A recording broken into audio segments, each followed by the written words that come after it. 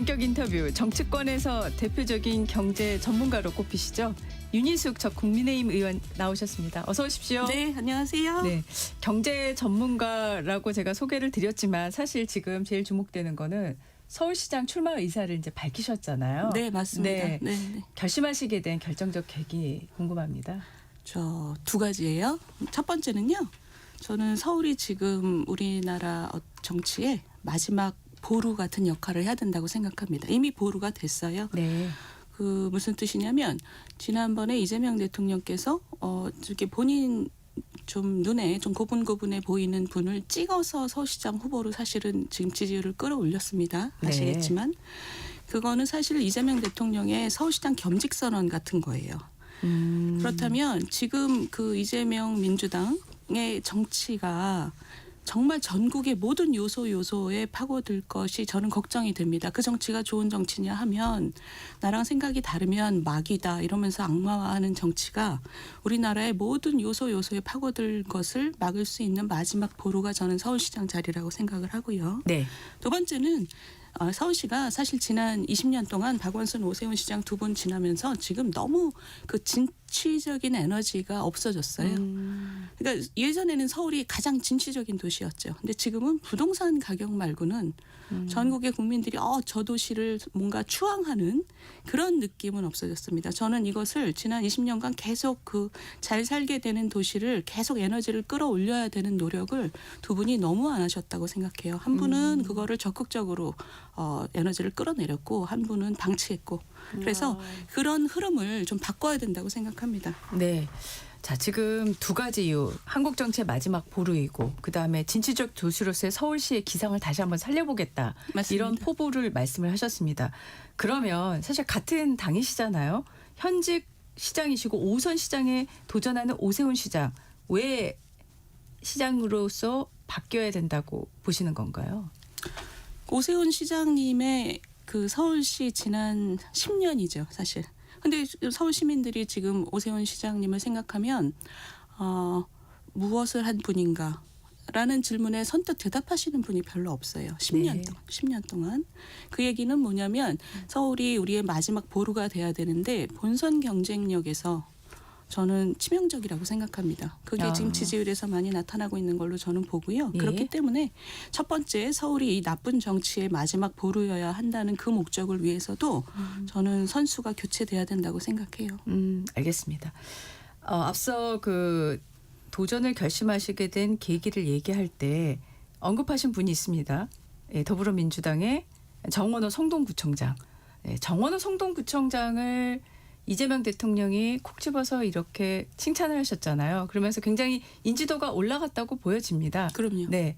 어떤 의도가 있은 발언이었다고 생각하시는 건가요? 저는 그 의도가 정확하게 이재명 대통령의 서울시장 겸직 선언이라고 생각합니다. 네. 왜냐하면 그 자기 눈에 가장 고분고분해 보이는 분을 딱 찍었어요. 자기하고 절대로 엇나갈 얘기를 하지 않을 분. 그래서 사실상 정원호 구청장은 지금까지 이재명 대통령의 부동산 정책이라든가 이런 것에 대해서 엇나가는 발언을 하지 않을 뿐만 아니라 이재명 대통령과 같은 목소리를 내야 된다라고 얘기를 하고 있습니다. 그러니까 그런 분이 서울시장이 된다면 정말 대통령이 우리나라의 모든 요소를 다 이런 마귀로 모는 정치를 할 수밖에 없는 구조가 되는 거죠. 네. 지금 최근에 그 정원호 성동구청장과 오세훈 서울시장이 신경전을 벌이고 있는 테마 중에 하나가 예전에 그 3표 레미콘 부지의 최고 79층짜리 복합 개발을 지금 본궤도에 오르고 있는 상황에서 성수동 개발이 과연 누가 성과를 낸 거냐, 성과의 주체가 누구냐를 놓고 두 분이 좀 신경전을 벌이고 있잖아요. 어떻게 보시고 계세요? 대단히 재미있는 그 논쟁입니다. 아시겠지만 제가 그 성수 지역의 국민의힘 대표예요. 네. 제가 당협위원장이라는 자리인데 그러니까 제가 그 지역을 잘 알죠. 근데 제가 이 두 분의 논쟁을 보면 성수 지역의 발전이 본인의 공이다라고 얘기하는 걸 보면 인물이 떠올라요. 그 수만 년을 흐르고 있는 대동강 옆에서 물을 팔아먹은 봉이 김선달이 생각이 나요. 정말 봉이 김선달 논쟁이에요. 왜냐하면 성수가 이렇게 발전한 것은 2000년대 초반부터 강남의 근접성. 그래서 임대료는 그만큼 높지 않고 강남과 인접했다라는 것 때문에 많은 사업적인 에너지가 몰려왔죠. 그리고 이명박 그 이명박 시장의 해안이 있었습니다. 분명히 거기다 성수 숲을 만들었죠. 서울 예, 숲을. 예. 네. 그리고 거기가 준공업지대였기 때문에 독특한 그 이 에너지가 있거든요. 독특한 분위기가 있기 때문에 거기가 카페도 몰려들고 젊은이들이 와서 사진도 찍고 그런 그 준공업지대로서의 그 독특함이 있어요. 그러면 이 안에 이명박 시장의 해안을 빼고는 이건 정말 봉이 김선달인 거죠. 그 지역의 발전을 자기 탓이라고 하는 건. 특히 정원호 구청장은 제가 볼 때 이런 에너지를 그게 막 적극적으로 막지 않았다라는 그런 것을 자랑하는 거는 저는 뭐 어느 정도 일리가 있다고 생각합니다. 그런데 문제는 제가 그 성수 지역을 봤을 때 가장 안타까운 것은 뭐냐면 2010년도에 그 한 만 채 되는 성수 정비구역이 있었거든요. 네. 그게 지금 문제가 되는 태릉CC 한 2배 되는 거대한 지역입니다. 그게 그 성수 지역에 완전히 지형을 바꿔놓을 정비구역인데 그게 박원순 정원호 시기 그 복식조의 시기 동안 묶여 있었어요. 그래서 지금 그게 슬럼화돼 있습니다. 아. 슬럼화돼 있다는 건 그 묶여 있으니까 거래도 안 되고 뭐 저 리노베이션도 안 되고 지금 상당히 가슴 아픈 그 슬럼화가 돼 있는 거예요. 최근에야 이제 시장이 바뀌고 지금에야 이제 움투림을 하고 있습니다. 네. 무슨 얘기냐면 저는 정원호 구청장이 성수 지역에 대해서 그렇게 뭐 본인의 공이다 이렇게 얘기를 할 수 있는 입장은 전혀 아니라고 생각해요. 그 성수 전략정비구역을 묶어놓은 그래서 표를 시킨 박원순 시장과 정원호 구청장의 임기가 7년이나 겹쳐요. 박원순 시장에게 어떤 얘기도 하지 않았습니다. 이걸 풀어달라는 얘기를. 그래서 저는 그 두 분은 이 많은 시간을 낭비한 그 성수 정비구역의 주민들한테 정말 그 석고대죄를 해야 되는 분들이에요. 알겠습니다. 오세훈 시장 관련한 질문을 좀 드리겠습니다. 지금 국민의힘에서는 서울시장 출마를 그래도 공표하신 거는 오세훈 시장이 유일하신 것 같고 선로는 나경원 의원도 언급이 되시고 또 안철수 의원도 언급이 되시지만 아직까지는 공식적인 움직임은 보이지 않고 있고요. 그런데 오세훈 시장이 최근에 한동훈 전 대표 제명 결정과 관련해서 장동혁 대표 사퇴까지 요구하면서 이전보다 저희들이 보기에는 다른 언행을 행보를 보이고 있다라고 생각을 하는데 어떻게 생각하십니까, 의원님께서는? 저는 좀 급작스럽다는 느낌은 듭니다. 왜냐하면 아시다시피 제가 대선 그 패배 이후에 혁신위원장을 맡으면서 고군분투를 했었거든요. 그래서 그때 그 당의 쇄신을 요구하고 윤 어게인을 당의 안방으로 끌어들인 분들에 대해서 제가 책임을 물을 때 그 밖에서 도와주는 목소리가 있었더라면 저는 대단히 힘이 됐을 것 같아요. 네. 그래서 그런 면에서 지금 약간 아쉽습니다. 지금 말씀하시는 것이. 좀 늦은 행보다라는 생각이신 건가요? 그 당시에는 왜 이런 목소리를 안 냈냐 이렇게 읽히는데. 아니 제 생각보다 지금 오세훈 시장님의 그런 행보가 선거 때문에라는 물음표를 많은 분들이 갖고 있기 때문에 그게 진정성의 약간 그 회의적인 시선을 받고 있다고 느껴져요. 그게 아쉽다는 거죠. 알겠습니다. 오 시장님이 이렇게 하면 당내 이른바 강성이라고 부르는 그 지지층으로부터 이 표심이 나경원 의원이나 이쪽으로 갈 수 있지 않겠냐 뭐 이런 분석들 나오고 있거든요. 어떻게 생각하십니까? 뭐 그럴 수도 있지요. 그럴 네. 수도 있는데 저는 지금 우리 그 당의 여러 가지 그 모습이 지방선거를 대단히 어렵게 만들고 있는 거는 저는 맞다고 생각합니다. 그렇기 때문에 더더욱 지금 생각하시는 분들 모든 분들이 뭐 이런 것 때문에 누가 무슨 얘기를 했기 때문에 누구한테 표가 가고 이런 그 정치공학적인 계산을 떠나서 예. 당이 다시 한번 일어나려면 서울시장을 생각하시는 분들 그중에서 생각이 정리되신 분들은 빨리 이 저 정책의 장으로 나와야 된다고 생각해요. 그게 무슨 무슨 당내 역학을 지금 신경 쓸 때가 아닙니다. 당이 이렇게 어려운데 당내 역학이 무슨 의미가 있겠어요? 그러니까 지금 빨리 그 굉장히 구태적인 얘기들을 뒤로 하고 지금 나와서 미래에 대한 얘기를 시작하고 우리 당에 대한 국민들의 시선을 조금 다른 시선으로 볼 수 있게끔 후보들이 다 판을 벌려야 된다고 생각합니다. 판을 벌려야 새 판을. 된다. 새 판을. 네. 그러면 의원님 스스로 생각하시기에 지금 뭐 오세훈 시장과도 그렇고요. 혹 이제 나오신다면 나경원 의원, 안철수 의원 했을 때 나의 경쟁력, 나의 승부수는 이거다라고 자신할 수 있는 부분이 뭘까요? 저는 일단 정직하죠. 제가 정직하다고 하는 것은 이런 겁니다. 언제부턴지 우리 정치가 굉장히 입에 발린 말, 귀에 단 말만 해요. 사람들에게 어려움을 얘기하지 않습니다. 지금 우리 기성세대가 적어도 40대, 50대 기성세대라면 우리나라가 앞으로 어떻게 될지 대해서 자신감을 가진 사람이 단 한 사람도 없어요. 이 AI 시대에 우리나라가 앞으로 어떻게 이 파도를 헤쳐나갈지 답을 물어보면 답을 얘기할 수 있는 사람이 없을 정도로 막막한 상태입니다. 그런데 선거에 나온 사람들이 하는 얘기는 뭐 부시겠다. 뭘 놓겠다. 이런 얘기밖에 안 해요. 그리고 뭐 누구에게 뭘 퍼주겠다. 그러니까 우리 이렇게 어려운 그 시계 제로인 상황에서 우리의 마음을 다잡고 우리가 앞으로 무엇을 해야 합니다. 우리 안에 비계가 기름이 어디고 이걸 제대로 떼어내서 이 에너지를 어디로 몰고 가야 된다는 얘기를 그러니까 현실을 직시하고 미래를 보여주는 정치가가 저는 제 눈에 안 보여요. 그 역할을 저는 제가 하고 싶습니다. 네네. 누구라도 해야 되거든요. 네. 저는 제 역할이 그거라고 생각합니다. 그리고 그것을 해결할 수 있는 능력이 제가 상대적으로 저는 있다고 생각해요. 추가적으로 제가 질문을 드리자면 정책적으로는 어디에 포커스를 맞추시겠습니까? 그러면. 지금 저는 사실 서울에 아까 말씀드린 것처럼 뭔가 파릇파릇한 진취적인 에너지를 끌어올리는 그런 그 해법을 계속 고민하고 있었는데 갑자기 난데없이 우리 대통령께서 이 부동산 문제를 너무 폭력적인 방식으로 좀 제기를 하고 계시고 저는 그게 서울에 있는 유주택자, 무주택자 모두에게 대단히 해로울 거라고 생각합니다. 그래서 네. 지금 서울의 에너지를 다시 끌어올리는 것이 어떤 의미에서는 부동산 문제하고 아주 긴밀하게 연결돼 있어요. 왜냐하면 서울의 에너지를 아주 끌어내리는 요소 중에 하나가 부동산이기 때문에 네. 부동산 격차와 젊은이들의 좌절이에요. 그래서 그 두 가지 문제가 지금 결합이 돼 버렸습니다. 그래서 저는 이번 지방선거에는 그 서울의 에너지, 서울의 쇠잔에 가는 기운하고 부동산 이것이 아마 주된 쟁점이 될 거라고 생각해요. 지금 언급을 하셔서요. 이제 이 부동산 관련한 질문을 좀 드리겠습니다.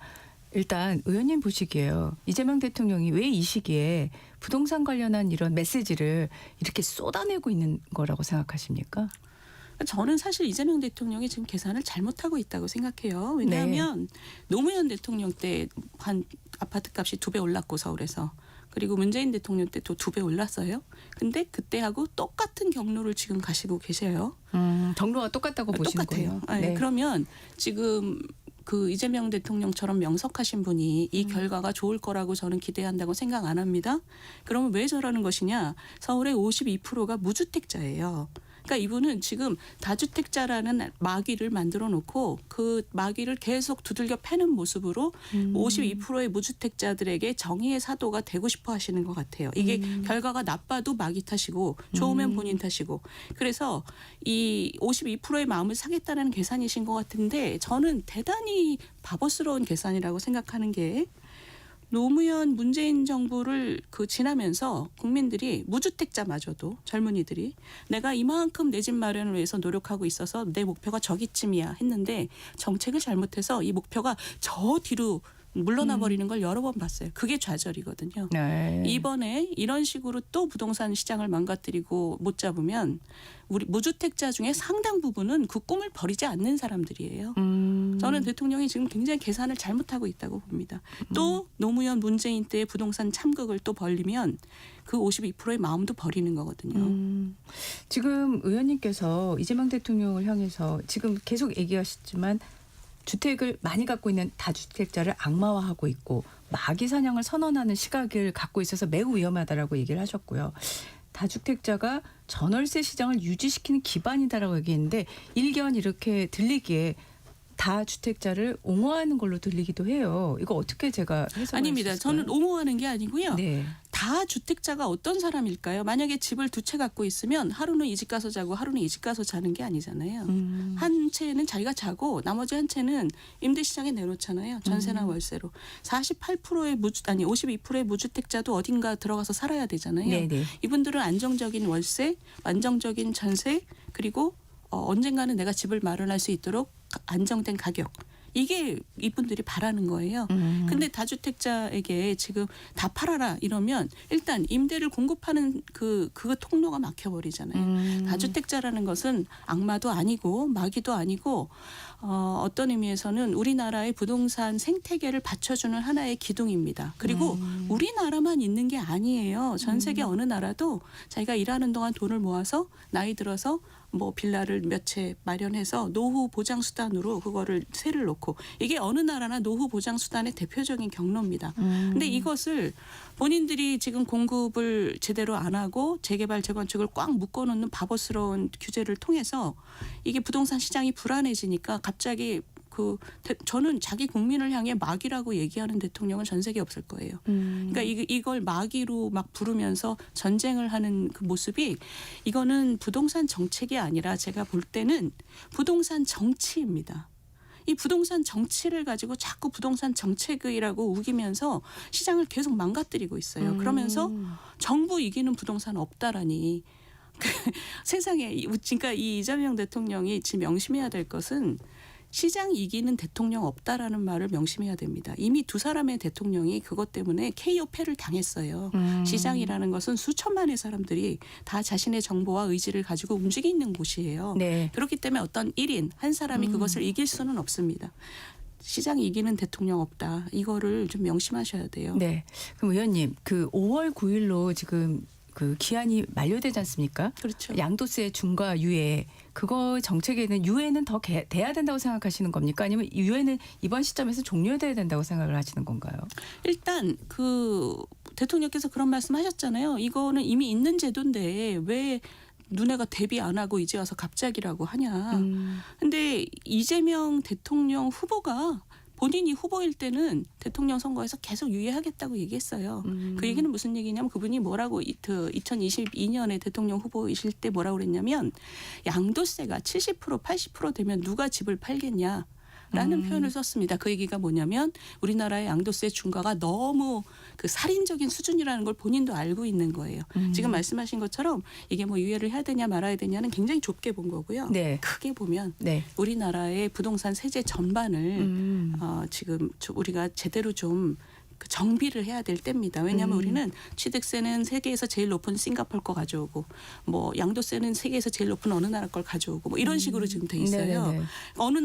다른 나라들은 하나가 높으면 하나가 낮거든요. 근데 우리는 지금 이렇게 만들어놨기 때문에 시장을 왜곡시키는 부분이 굉장히 많습니다. 그래서 제가 굉장히 훌륭한 말씀을 드리면 네. 부동산 세금은 국가 재정의 확보를 위해 걷는 것이지 다른 제재 수단으로 사용되면 정당성이 없어진다. 이게 사실 공감됩니다. 전문가들의. 이런 훌륭한 말씀을 한 정치인이 계세요. 그래서 저는 이분이 정말 맞는 말을 했다고 생각하는데 네. 이게 누구냐면 바로 작년 5월에 이재명 후보가 한 얘기입니다. 그렇습니까? 아, 네. 그러니까 지금 이게 부동산 정치에 매몰돼 있다는 거죠. 불과 1년 전에 세금으로 뭘 잡으려고 하면 안 된다라고 말씀하셨던 분이에요. 네. 근데 지금은 뭐 상대방을 다 악마화하고 있죠. 그러면 이렇게 여기까지만 제가 질문 드리겠습니다. 그러면 지금 말씀하신 거래세에 기반하는 세제들은 낮추고요. 정상화라는 표현을 쓸 수 있을까요? 보유세는 높이고 이런 방향으로 가야 된다고 생각을 하시는 건가요? 그게 일반적인 방향입니다. 네. 근데 그거는 우리가 부동산 시장을 어떻게 끌고 갈 것인가 아주 크게 작게 막 끌고 가는 게 아니라 크게 우리가 부동산 시장을 어떻게 끌고 갈 것인가에 대한 방향에 대해서 보통 그 얘기를 많이 하죠. 네. 근데 그것도 무조건 보유세를 많이 올리면 어떻게 되겠습니까? 임차인한테 다 전가시킬 거 아니에요. 네, 월세가 그렇죠. 올라갑니다. 그렇기 때문에 있죠. 부동산 세제는 그렇게 막 단순하게 어떤 방향 하나만 가리킬 수는 없는 겁니다. 우리 보유세도 지금 임차인들 월세가 지금 막 올라간다고 죽는 소리를 하고 있지 않습니까? 네. 종합적으로 들여다봐야 되는 때가 된 거죠. 네. 공급 대책과 관련한 질문을 좀 드리고 싶습니다. 김윤덕 장관이 어제 양질의 임대주택 공급으로 시장을 얼마든 바꿀 수 있다. 이렇게 발언을 한 걸로 보도가 됐습니다. 지금 129 중택 공급 재택을 보면 민간하고 공공 비율이 아직 명시적으로 나오질 않아서 추측만 나오고 있잖아요. 의원님께서는 주택 공급이 민간 위주로 가야 된다고 생각하십니까? 공공 위주로 가야 된다고 생각하십니까? 그것도 굉장히 좀 전형적인 질문이긴 한데 제가 조금만 설명을 드리면 네네.